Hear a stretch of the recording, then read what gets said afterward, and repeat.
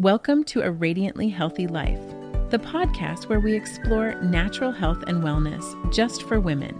Here, we'll dive into a mix of mindfulness, homeopathy, herbal remedies, functional medicine, and those tried and true traditional methods. I'm Amy Whitbeck, your host and fellow traveler on this journey toward better health. As a natural health coach, I'm excited to share insights and tips I've learned not only through personal experience, but also from the amazing women I coach. So grab your favorite cup of tea or cozy drink, and let's chat as we walk this path to radiant health and happiness. Hi, and welcome to A Radiantly Healthy Life podcast. I'm Amy, and today we're going to be talking about 17 foods to eliminate if you have fatigue. So if that's you, if you suffer from fatigue for any reason, let's jump into it. Do you suffer from fatigue and find yourself trying to make sense of which foods to eat and which to stay away from? I know the challenge of wading through the maze of what is healthy and what is not all too well. I was in the same situation not too long ago. Let me see if I can lend a hand. First, I want to say good for you for doing some digging. Keep at it. Research is going to be the number one thing that's going to help you find the answers you seek to your health issues. Next, no matter what the exact cause of your fatigue, because there can be a number of causes, the foods you eat every day have a huge effect on how you feel. When I felt fatigued every day, I had no idea that foods were partly to blame. I knew that I needed to eat healthy foods because almost everyone knows that, right? And I thought I was. It turns out some of the healthy foods I was eating were not so healthy for me personally. Maybe you're experiencing the same thing. If you feel like this is you, let's go over these 17 foods that you may need to remove from your diet. So many people know someone who has a food allergy, and for those people, foods definitely have an effect on their health. Offending foods can cause anything from digestive upset to anaphylactic shock. But even if you don't have a severe allergy, you may still want to consider making a change in what you eat. Even foods considered to be healthy can cause issues for some people because of undiagnosed food intolerances, poor digestion, or leaky gut. It's also possible that the food you have been told is healthy, it really isn't. If you have fatigue or any other health issue, it's essential to feed your body the foods that it needs in order to nourish, heal, and repair. This seems like an easy task to accomplish, but sometimes it's not. We're told through commercials, advertisements, and even healthcare professionals what makes up healthy food choices. But really, much of what we're told is wrong. It's actually just flat out wrong. The information and advice that we're typically given can cause inflammation, leaky gut, yeast overgrowth, fatigue, and a number of health conditions. Why? Because many of these foods are devoid of nutrients. They're also high in sugar, ultra-processed, full of artificial colors and sweeteners, and loaded with chemicals. So let's get to those foods to avoid. Since we're examining the topic of fatigue and the role that diet plays, it just seems fitting to give a list of foods that you may want to consider. In the number one spot is fast food. Okay, so most people know that fast food burgers and fries aren't healthy, even if they do taste good sometimes. But what about a salad and a yogurt parfait?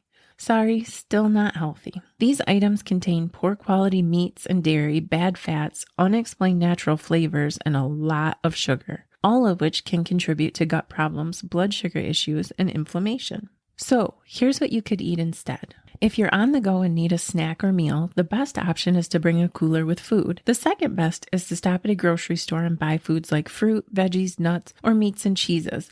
Organic is best, but do the best that you can. Some grocery stores even have salad bars that would be a good option in a pinch. Number 2 on our list is refined carbohydrate. What is a refined carbohydrate, you ask? Well, bread, pasta, cereals, donuts, you get the idea. You may be wondering why these are on the naughty list. After all, the USDA tells us that about a quarter of our plate should be greens. But these foods are quite processed. They can contain high levels of gluten, which is really hard on the gut, and are typically not properly prepared. So when processed and refined carbs are eaten, they can spike blood sugar levels, much like a candy bar. The body turns refined carbs into glucose, which causes blood sugar levels to rise. You may hear some that say good carbs, like whole grain products are better, and that's not really true either. Processed is processed. So what could you eat instead? Opt for non-processed carbohydrates. Sweet potatoes, squash, zucchini noodles, apples, berries, and the occasional banana are all fantastic carbohydrates. Number 3 on our list is sugar. Oh, sugar, how I love thee. Let me count the ways. Yep, I don't like to admit it, but I do love sugar. Not so much in junk food or candy. I mean, I do love chocolate though, but in other foods. I like ketchup, dried fruit, those healthy green juices at the store, and I could go on. The problem with sugar is that it feeds bad bacteria in the gut and can throw off the balance, causing the bad bacteria to overtake the good. It also increases your blood sugar, increasing triglycerides, causing weight gain, and negatively affects teeth. And it's in everything. What to eat instead? Try making your own dried fruit, healthy juices, or baked goods. For baking, small amounts of honey, maple syrup, or coconut sugar are great options. Also, once you start eating less sugar, you can typically cut the amount in a recipe and it will still taste good. Or when you get a sweet tooth, opt for a piece of fruit or a few berries. Number 4 is alcohol. Alcohol is definitely one to remove from the diet if you're dealing with fatigue or anxiety, panic, depression. Even though a nice cold beer or a delicious mixed drink tastes great on a hot summer day, the alcohol can wreak havoc on a struggling body. Alcohol can cause problems with the liver, blood sugar, bones, heart, and almost every other part of the body. And if the drink is mixed, it's very likely full of sugar. So what could you drink instead? If you love relaxing with a drink after work or enjoying a night out with friends, you could always try getting together and making your own drinks. At least that way you can cut down on the amount of sugar in the mixed drinks. You could use fruit-infused water and add to your alcohol, or you could have just the fruit water or another drink and just enjoy the good company. Number 5 is poor quality and processed meats. Who doesn't love a good hot dog or hamburger? I know I do, especially in the summer. But these processed meats can cause inflammation, are often low quality, have preservatives, excess sodium, and may contain nitrates. And just an FYI, nitrates have been linked to certain cancers. I don't know about you, but I don't love hot dogs or hamburgers enough to ingest all of that stuff. So here's what you could eat instead. Find reputable sources for your meat. Your local organic farmer is a great place to start. If you do a little research, I'm positive you'll be able to find high quality meats that have been fed and cared for properly and that don't have preservatives or nitrates. If you're looking for local food sources, a great place to start is your local farmer's market, or you can look on the local harvest website and I'll put the link in the description. Number 6 on our list is margarine. Margarine is not a food, it's a food-like substance. It's made to resemble butter, but it's nothing like it. This butter imposter is often made with low-quality oil and contains trans fats. These trans fats can raise cholesterol and stress the liver. So what can you eat instead? Butter. Real, organic, grass-fed butter. You could also opt for a healthy oil like coconut, olive, or avocado oil for cooking, and those are all fantastic. Number 7 on the list is vegetable oils. And we already talked a little about vegetable oils because we had just gone over margarine, but vegetable oils themselves are not healthy. These oils are often used for cooking, frying, and greasing pans, and I've heard that vegetable oils can be used for squeaky door hinges. You name it, apparently vegetable oil can do it. That doesn't mean that we should really be eating it though. Vegetable oils are highly refined, often from GMO crops, and oxidized when heated, causing trans fats. Trans fats are not good for the arteries, cholesterol, or your body in general. So here's what you can use instead. Coconut oil and avocado oil are great for frying. Olive oil is beneficial when used at lower heat or in salads or cold dishes. So number 8 on the list is GMOs, or genetically modified organisms. GMOs are plants or animals that have had their DNA altered or modified. These modifications end up making products that are not known to nature. Since safety is unknown, it's a good idea to stay away from anything that's considered genetically modified. In fact, many countries requiring the label of GMO foods or have outright banned them altogether due to safety concerns. Sadly, here in the US, that's not the case. So what could you eat instead? GMOs are in almost every prepackaged and prepared food. To limit exposure, you could consider buying organic products and getting food from a reputable source, and also ditch the boxed and prepackaged items when you can. Number 9 is dairy. I know milk does a body good, right? Not so much. Dairy from conventional farms is often ultra-processed from cows that have cramped living conditions and are fed foods that are not appropriate. The processing removes any and all good bacteria, along with any bad, and synthetic vitamins are often added. Not to mention, some dairy products like flavored yogurt are extremely high in sugar and contain food colors and artificial sweeteners, all of which are inflammation-inducing substances. So here's what you could try instead. Be sure to look for a reputable source and products, like your local farmer, and you could also consider making your own butter, cheese, and yogurt. It's actually not that hard, and it's kind of fun. If that's not an option for you, look for organic grass-fed products at your local grocery store. Number 10 is large fish. If you're a fan of fish, you might want to think about ditching tuna and sticking to something smaller. The problem with fish is that the larger fish are more likely to have higher levels of mercury. Mercury is not something you want to add to your diet. It's known to be one of the most toxic substances and can move through cells in any organ or tissue. What to eat instead? Fish like salmon, trout, or whitefish are generally smaller and have lower levels of contaminants. These would make good substitution for larger varieties. Number 11, caffeine. Caffeine can be a hard one for some to give up. I remember giving it up, and even though I wanted to, it still wasn't easy. Caffeine in small amounts from healthy sources like organic coffee is probably fine for healthy folks, but for those of us who struggle, it's probably causing more problems than it's worth. Caffeine is most often found in coffee, energy drinks, and soda, or pop, as we say in Michigan. Energy drinks and soda are usually loaded with sugar, artificial colors, and other sweeteners. Coffee is typically chemically processed. All of these chemicals in the drinks that I just mentioned, along with the caffeine, can take a real toll on your body. So what could you drink instead? Kicking the caffeine habit isn't easy, but if you stick with it, you'll find a healthier drink you like just as much. Water is always a great option. You can add lemon or a little apple cider vinegar for flavor. If that doesn't do it for you, what about organic tea?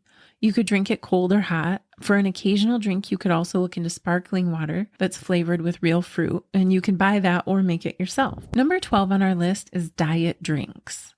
Diet drinks include soda, powdered mixes, or diet energy drinks. These are kind of like margarine. They're beverages, but they're devoid of any nutritional value. Diet drinks are often loaded with artificial colors, sweeteners, and contain a mix of chemicals that really shouldn't be ingested. These drinks have been linked to cancer, kidney damage, obesity, and can cause bones to become weak. What to drink instead? My suggestions would be the same as above: water, tea, and occasionally sparkling water with fruit, anything like that. Number 13, protein or granola bars. Protein bars or granola bars are often seen as healthy, but really they often contain a large amount of sugar, GMOs, and processed oils. These ingredients can cause inflammation, blood sugar spikes, and other health issues that I've mentioned previously. So what could you eat instead of those? If you love the portability and convenience of these little bars, you could always make your own. That way you can control the ingredients and the sugar content. If that's not an option, consider snacks like organic meat sticks or jerky, fruit, veggies, or cheese from healthy sources. Number 14 is fruit juice. Fruit juice is often thought of as a serving of fruit, but consider this. Many juices available in the store have little fruit juice, extra sugar, and added colors or flavors. Even if the juice is from 100% fruit, it's still missing the fiber, and it's just the juice. Did you know that a glass of orange juice has the same amount of sugar as a can of soda? So what could you drink instead? Well, there's always water. It really is one of the best things for the body. It's nice, refreshing, and filtered, and it's just what the body needs. But you could also do flavored waters. You could try a little coconut water every day. You could include herbal teas. There are many options, but fruit juice really isn't going to add to health, so it's probably a good one to consider replacing. Number 15, canned soup. I can't tell you how many cans of soup I've eaten in my life. It's relatively cheap, easy, and really quick. And I wish I knew then what I know now. Cans of soup may claim to be healthy, but they're usually far from it. First, they're packaged in cans that are lined with BPA. Also, they're typically full of sugar, salt, GMO ingredients, and poor quality bits of meat. So what can you eat instead? Homemade soup is a perfect option. Throw a few ingredients into a crock pot or an instant pot, along with some gut-healing bone broth, and with a little effort, you'll have a meal, or a few meals, that's healthy and nourishing. On to number 16. And here we're going to talk about soy milk. People drink soy milk for different reasons, but if you choose it because you feel it's better than cow's milk, you might want to reconsider. Soy milk is typically loaded with sugar, can be made with GMO soybeans. It has natural flavors, which are not usually natural, and other additives. Soy is also known to cause or contribute to hormonal issues because it's considered by many to be an endocrine disruptor. So what can you drink instead? Sorry, I know I've said it way too many times, but the best thing to do is drink water. You could try teas. You could try adrenal tonic or adrenal cocktails, anything like that. That doesn't really help if you're looking for a milk product or substitute though. If milk or an acceptable substitute is needed, try a local farm, an organic option from a reputable company, or you could even try making your own. A lot of people make their own almond milk or oat milk, and it's really, really not that hard. It takes just a few minutes. Number 17 on our list is anything low fat. If something says fat-free or low fat, run away. Seriously, put it back on the shelf. It is total junk. These foods, and I use that word loosely, are nothing more than a chemical cocktail of additives, preservatives, sugar, and who knows what else. So what you can eat instead is full fat or at least a less processed version. If it's milk, yogurt, or cheese, choose the organic, grass-fed, full-fat, whole milk product. If it's snacks or convenience foods, choose a whole food snack like fruit, veggies, a hard-boiled egg, or jerky. Now here we're going to get into other sneaky food ingredients to avoid. In addition to the foods that have already been listed, there are a few ingredients that you might want to eliminate to help increase your health. These products have been found to cause liver problems, disrupt the connection between the gut and brain, cause neurological problems, increase insulin and blood pressure, and more. These ingredients will not help your health in any way, but may very likely cause health issues if eaten regularly. So a few of these ingredients and additives are high fructose corn syrup. Sometimes this is listed as corn syrup, maize syrup, isolated fructose or glucose syrup, or fructose syrup. Monosodium glutamate. It's also known as MSG, often listed as glutamic acid, autolyzed yeast, yeast extract, hydrolyzed protein, or whey protein. Artificial sweeteners. They're also known as sucralose, saccharin, aspartame, sorbitol, erythritol, or phenylalanine. Artificial colors. You'll often see F, D, and C blue, green, red, and or yellow. It may seem challenging at first to eliminate these food and ingredients. After all, they can be found in so many products in the grocery store. Please keep in mind though, change doesn't happen overnight, and health really is a journey. Small steps really do add up. So if you're feeling overwhelmed, just pick one item to change and one new recipe each week. Before you know it, you'll have a pantry full of healthy foods and a recipe box or Pinterest board full of easy, healthy, and delicious recipes. Well, that's all for today.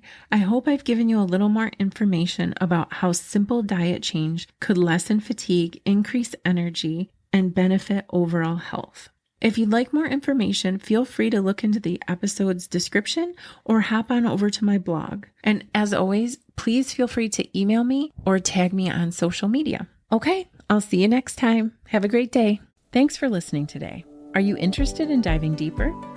Head over to aradiantlyhealthylife.com and be sure to sign up for my email list so you can stay up to date on what's new and gain access to exclusive tips, insights, and resources available only to my community. While you're there, feel free to leave a comment. I'd love to hear from you. And if you like this episode, consider sharing it with a friend. Every share helps us reach more people and spread the message of health and wellness. I'll be back next week. But in the meantime, remember, small steps really do make a big difference. See you next time.